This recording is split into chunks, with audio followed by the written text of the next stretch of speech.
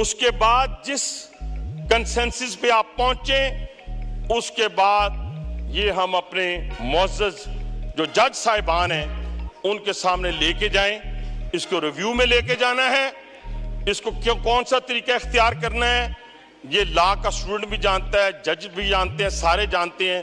لیکن اس کو نہ انڈر دا کارپٹ کیا جا سکتا ہے جناب اسپیکر, نہ ہی چھوٹی موٹی کمیٹیوں سے کام چلے گا. اس کا فوری حل نکالنا ہے تاکہ یہ ابہام دور ہو سکے. اس وقت لوگوں کے دل دکھے ہوئے ہیں. ہاں میں پھر بار بار کہہ رہا ہوں کسی کو اجازت نہیں دینی چاہیے, اور جو بھی فتوے دیں اسے قانون جو آپ کا موجود ہے اس کو آئینی ہاتھوں سے نپٹنا چاہیے. بہت شکریہ, بہت مہربانی. علی محمد صاحب نہیں, آپ ایشو دوسری طرف افریدی صاحب لے جا رہے ہیں, بھی میں مولانا صاحب کو بھی دینا ہے. یہ ختم ہوگا ایشو, کچھ بزنس لیں گے پھر کرتے ہیں, اس کو کنکلوڈ بھی کرنا ہے. جی پٹیل صاحب. اعوذ باللہ من الشیطان الرجیم, بسم اللہ الرحمن الرحیم. لاکھوں کروڑوں درود خاتم النبیین حضرت محمد مصطفیٰ صلی اللہ علیہ وآلہ وسلم. سراج, اس موضوع پر ہم بات کر رہے ہیں انتہائی حساس, اور پوری ذمہ داری سے میں کہہ سکتا ہوں کہ ہر مسلمان, چاہے وہ بہت نمازی پرہیزگار ہو یا کلمہ گو ہو, صرف ان سب کو اس مسئلے پر اتنا ہی جوش, اتنا ہی غم اور اتنا ہی غصہ ہوتا ہے جتنا کہ کسی عالم فاضل کو ہو سکتا ہے. سب سے پہلے تو یہ بات بتا دی جائے کہ دیکھیں, اگر کسی کو سزا دینے کا حق نہیں ہے, اور یہ بات ٹھیک ہے, تو کسی کو ایسے فیصلے دینے کا حق بھی نہیں ہے کہ لوگ خود سزائیں دینے پہ تیار ہو جائیں. یہ آپ بھی جانتے ہیں, میں بھی جانتا ہوں, یہ ایوان بھی جانتا ہے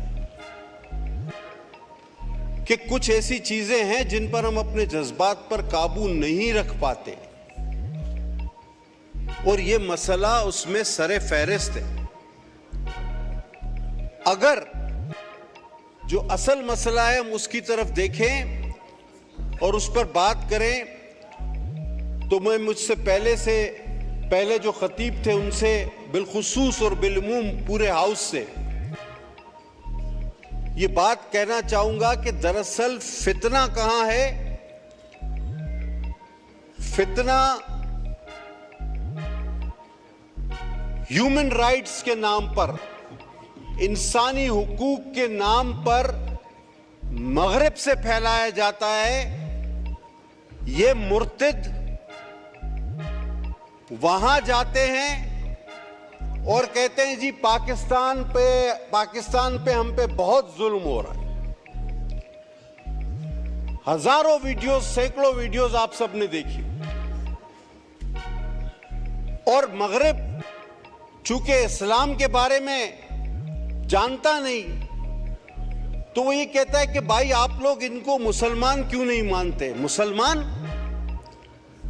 میں نے اس سے پہلے کچھ دنوں پہلے ایک ہاؤس میں ایک ذکر کیا تھا, بعد میں پتہ چلا کہ ان جج صاحب نے اپنی تصحیح کر لی تھی. وہ ہائی کورٹ کے جج صاحب نے ایک فیصلے میں لکھ دیا کہ the sect of Muslims, it's a minority. اب سب اصل بات کی طرف آئے. ہم آج یہ پیغام اس ہاؤس سے مغرب کے ان دانشوروں کو, ان انسانی حقوق کے علم برداروں کو, ان جھوٹے قصے خوانوں کو, ان انسانیت کے جھوٹے نعرے بلند کرنے والوں کو لاؤڈ اینڈ کلیئر یہ پارلیمنٹ آج یہ میسج دینا چاہتی ہے کہ بھائی ظلم ہم نہیں کر رہے, حملہ تو ہم پر ہو رہا ہے. ہم سے پوچھا گیا کہ بھئی آپ انہیں مسلمان کیوں تسلیم نہیں کرتے. ہم نے کہا بھائی بات سنو, یہودی حضرت موسیٰ کو مانتے ہیں, تورات کو مانتے ہیں, وہ یہودی ہیں ٹھیک ہے، لیکن اگر وہ ساتھ ساتھ حضرت عیسیٰ کو بھی ماننا شروع کر دیں تو کیا وہ یہودی رہیں گے؟ آنسر از نو۔ اسی طرح عیسائی حضرت عیسیٰ کو مانتے ہیں، انجیل کو مانتے ہیں، وہ عیسائی ہیں ٹھیک ہے، لیکن اگر وہ ساتھ ساتھ کسی اور نبی کو بھی ماننا شروع کر دیں تو کیا وہ عیسائی رہیں گے؟ The answer is no۔ بھائی اسی طرح اگر یہ منافق اپنے آپ کو مسلمان کہتے ہیں اور میرے آقا محمد صلی اللہ علیہ وسلم کے علاوہ کسی کو نبی مانتے ہیں تو یہ کبھی بھی مسلمان نہیں ہو سکتے، یہ کبھی بھی مسلمان نہیں ہو سکتے۔ یہ تو ہم پر حملہ ہے، یہ ہمارا ٹائٹل استعمال کرتے ہیں، کروڑوں میں سے 2 4 5 الگ لوگ ہو کر، اور مغرب سے کہو کہ تم انہیں سیاسی پناہیں دو، انسانی حقوق کے پرچم بلند کرو۔ ایک سی ڈی کی کاپی رائٹ ہو جاتی ہے کسی فلم کی تو قانون لاگو ہو جاتے ہیں۔ کاپی رائٹ کو بہت بڑا جرم بنا کے پیش کیا جاتا ہے۔ آج یہ منافق اپنے آپ کو مسلمان کہتے ہیں، اپنی تحریف شدہ کتاب کو میرا قرآن کہتے ہیں، لیکن ان کو یہ کاپی رائٹ نظر نہیں آتا، ان کی آنکھوں پر پٹی بندھی ہوئی ہے۔ یہ لاؤڈ اینڈ کلیئر میسج ہماری طرف سے جانا چاہیے۔ اس مقدس ایوان نے عظیم فیصلے جو کیے ان میں سے یہ ایک عظیم ترین فیصلہ ہے، اور یہ ہمیشہ کے لیے ایک مہر ہے۔ میں سمجھتا ہوں جب تک ایک بھی مسلمان باقی ہے، ایک بھی کلمہ گو باقی ہے، ہرگز نہیں ہماری لاشوں پر سے یہ کام کبھی بھی نہ ڈسکس میں لائے۔ میں تو ہمیشہ کہتا ہوں اس کو آپ ڈسکس میں ہی نہ لائیں، یہ ختم شدہ چیپٹر ہے، یہ کلوز ہے، اس پر مہر لگ چکی ہے۔ ایک سوال کہ یہ مرتد، آپ کو شاید پتا نہ ہو، میں ایک بات شاید اگر جن لوگوں کو پتا نہ ہو میں ایک بات کا ان کے علم میں اضافہ کروں کہ یہ اپنی ان کتابوں کا یہ مرتد جو اپنے آپ کو پتا نہیں کیا کہتا ہے، میں تو وہ لفظ بھی استعمال نہیں کرتا، یہ انگریزی میں ترجمہ نہیں کراتا ہے۔ ادری صاحب پتا ہے آپ کیوں؟ بہت کم لوگوں کو پتا ہے کہ یہ اپنی جو اس کی مرزا مرتد کی لکھی ہوئی کتابیں ہیں اس کا انگریزی میں ترجمہ نہیں کراتے، کیونکہ نعوذ باللہ نعوذ باللہ نعوذ باللہ میں دوہرا نہیں سکتا جو اس مرتد نے ان کتابوں میں دیگر انبیاء اور شہدائے کربلا جن کے اب مزارات پہ میں آغا صاحب اور شگفتہ حاضری دینے گئے، وہ شہزادے جنت کے جن کے لئے حضور صلی اللہ علیہ وسلم اپنے سجدے طویل کر دیتے تھے، تو وہاں بھی کچھ لوگ کہنے لگے کہ پتہ نہیں آپ کس فرقے سے ہو، اس فرقے سے ہو۔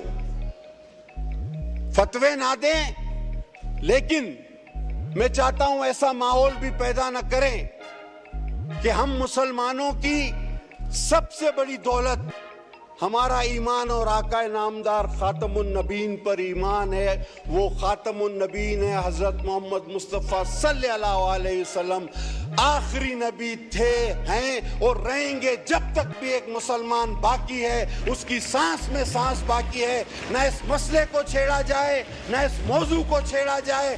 اگر پھر خون خرابہ ہوا، لاء منسٹر صاحب آپ نے بہت اچھی بات کی، لیکن ساتھ ساتھ ان ججوں کو بتائیں کہ یہ فتنہ تم پیدا کر رہے ہو، ایسے فیصلے دے کے ہم نہیں۔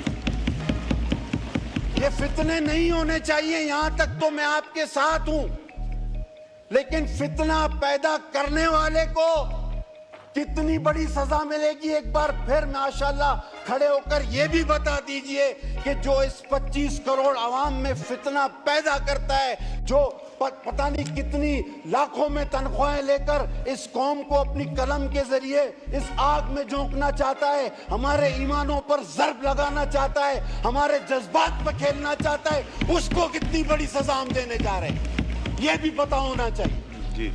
लिहाजा मैं सर स्पीकर साहब आपसे दरख्वास्त करूंगा, मैं अपने भाइयों से अपील करूंगा, कोई कमेटी ना बना, आका आखिरी नबी है, मेरा ईमान है, हम सबका ईमान है, इस मसले को दोबारा पेचीदा और डिस्कस करने की कोई जरूरत नहीं।